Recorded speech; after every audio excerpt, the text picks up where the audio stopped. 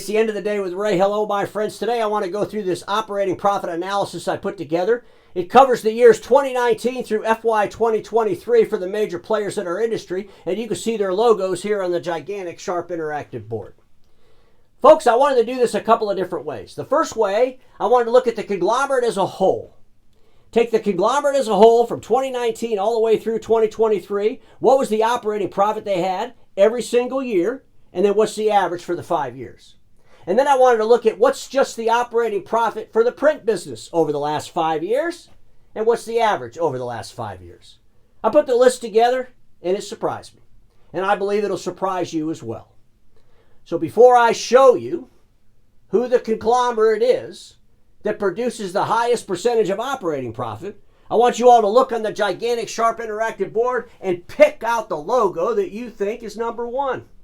And now I'm going to tell you, a lot of you are wrong, as I congratulate our friends over at Fujifilm because they are in fact number one. Fujifilm, from 2019 through 2023, operating profit as a conglomerate averaged 8.7%. Number two is Brother. Who would have picked Brother as number two? Brother as a conglomerate over the last 5 years averaged an operating profit of 8.4%. HP is number three at 8.1%. Then comes in Xerox at 6.9%. Then comes in Canon at 6.8%.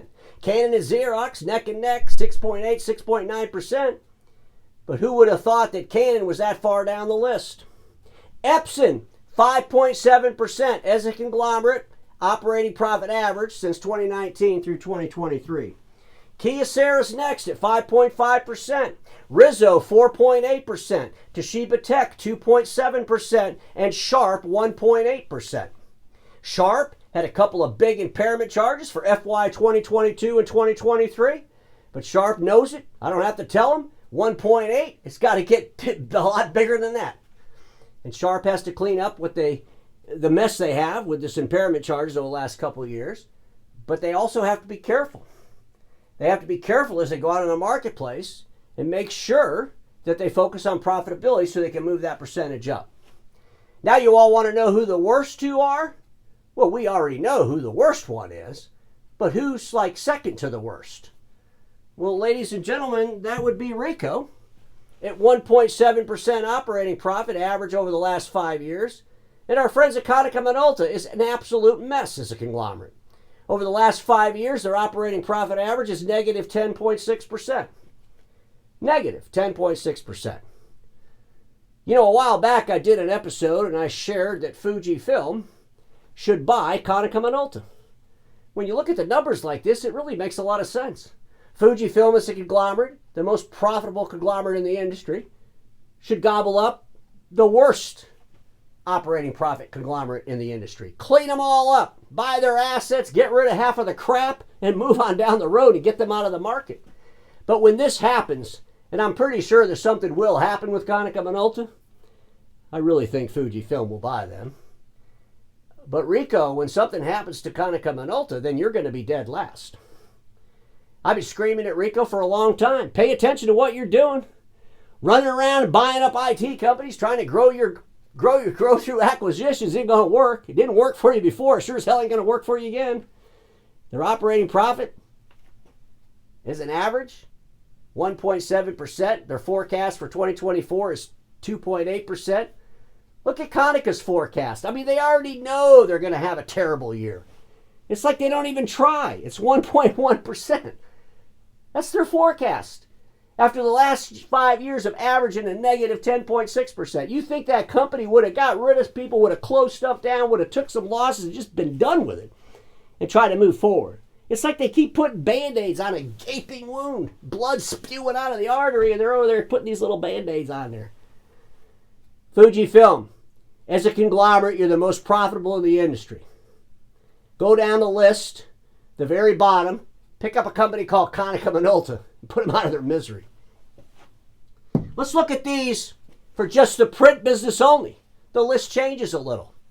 Print business only, HP number one at 17.3%. We know that HP is the biggest provider of printers and their supplies in the world. But here's the deal.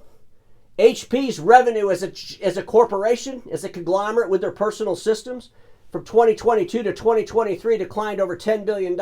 Their numbers come out this afternoon, as a matter of fact, for their second quarter. And their first quarter, they were down from the numbers that were down for 2023. So, ladies and gentlemen, you can be really big and fall really hard. It'll be interesting to see what happens with HP, but you could see as a blended average, HP is only in that 8% mark. And if they get more pressure on the print, how's that gonna hit them? What kind of effects will that cause? Epson, 12%, number 2 for their print business. Canon, number 3 at 9.5 for just their print business. Kyocera, number 4 at 9.1 just for their print business. Brother, 9% just for their print business. And in that Brother number, I do have the Domino Business Group along with the PS Business Group. I combined the revenue, combined the operating profit, came up with the average of 9%. Brother has some impairment charges in their Domino Business Group, which affected the print business, if you will, as a whole. But still, 9% is an average. Fujifilm, 9%, but I put a question mark here because in the 2023 numbers for Fujifilm, there was $2.1 billion in graphic communications revenue, and that's their production industrial stuff. And we don't know what the operating profit is on that number because they include the graphics communication into the materials business group, but they don't break out the operating profit. I'll be screaming at Fuji to break out the operating profit, and in 2024, they're actually going to put the graphics communications business unit inside with the print business unit. So we'll see if that affects that 9%, positive or negative. It'll be interesting to see where that goes. Rizzo, 4.8%. Sharp, 2.9% for just their print business. Toshiba, 1.9% for just their print business as an average from 2019. 2019, 2020, and 2021 were tough years for Toshiba Tech. There's two things that have to happen at Toshiba Tech. The first thing is Toshiba Tech has got to get away from that conglomerate back home in Japan. The conglomerate that was just bought out by the consortium, they still own just a little bit over 50% of Toshiba Tech. It'll be so nice when Toshiba Tech gets away from that conglomerate and that consortium, if you will, now. And I think when they do that, you'll see their operating profit increase. And I also believe that Toshiba Tech needs to, in fact, put together the retail business with the workplace solutions business so that all the dealers that we know in the print world could sell the retail equipment and they could probably increase their profit quite a bit as a company. Ladies and gentlemen, the bottom two, just the print business. Ricoh, 1.7%. Konica Minolta, 1.8% over the last 5 years as an average, but I put a bunch of question marks by Konica Minolta because Konica Minolta dumps hundreds of millions of dollars into the corporate etc. account that are all losses. And I believe that some of those are costs that apply to the digital workplace and professional print. I've called them out on this numerous times. But folks, even at 1.8%, 1.7%, and Konica is the worst in the entire industry as a conglomerate. They're so vulnerable. And Ricoh, you need to look at this chart because as soon as Konica Minolta goes away, you will in fact be dead last and take their place. I think about Epson and Brother. I think about what they're doing in the Soho market. I think about what HP does in the Soho market, the smaller equipment. I think about the industry that has been overspec'ing and overselling A3s to businesses all over the world. And I think that Brother and Epson and even HP have opportunities to replace those overspec'd and oversold A3s with A4s. HP, they decided to buy Samsung and disrupt a $55 billion A3 marketplace by selling A3 machines. They should have sold A4 machines and disrupted the $55 billion A3 marketplace. When they started doing that, I realized how dysfunctional HP really is. They missed the boat. They own the A4 marketplace. They could have owned it in the business world, and instead they ran around and tried to get BTA dealers to sell A3 equipment. It was totally nuts. When I think about what's going on at Konica Minolta, they're wounded. I mean, they are like on the side of the road flopping around. You need to go up there and kind of put them out of the misery. And Brother and Epson, you really should be going after that Konica base. You really need to get with those dealers that are Konica dealers. Figure out how you can get in into those accounts. Now, let's talk about Fujifilm and their IT business. Fujifilm, you did $1.9 billion in the IT services space. It's part of your print business. But your operating profit for the print business for your last year, FY 2023, was 8.6%. You're doing something right in this IT. I just don't know what it is, and I really want to know. I mean, I'm hoping one day I can meet with your leaders and find out. Because you're doing something so much different than Ricoh and Konica. Ricoh did $5.4 billion in IT services, if you will, services as part of their print business. But their operating profit as an average was 2.2%, which tells me that Ricoh does not know how to sell services profitably. It's just a fact. Numbers don't lie, they're unemotional. Fujifilm, 8.6%, Ricoh at 2.2%. Konica Minolta, they say they average just 5% in their print business. But again, I question that.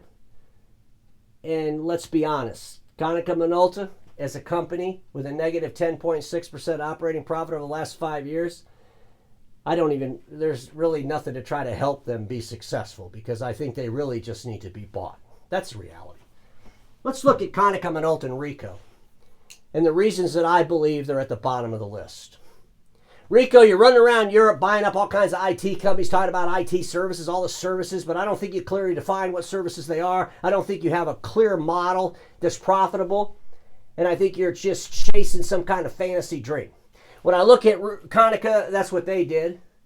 They ran around for, 12, 14 years, bought up a bunch of companies, all covered, all the assets underneath all covered. They're knocking it out of the park with all covered, all the crap you hear.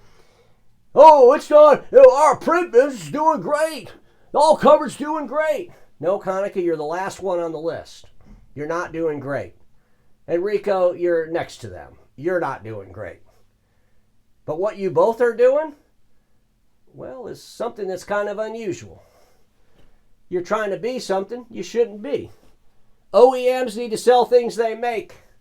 Going out in the marketplace and selling things you don't make doesn't work, and you two are proving it every day. And everybody watching me knows this. Status quo is the killer of all that will be invented. Don't get stuck in status quo, and I'll see you all tomorrow.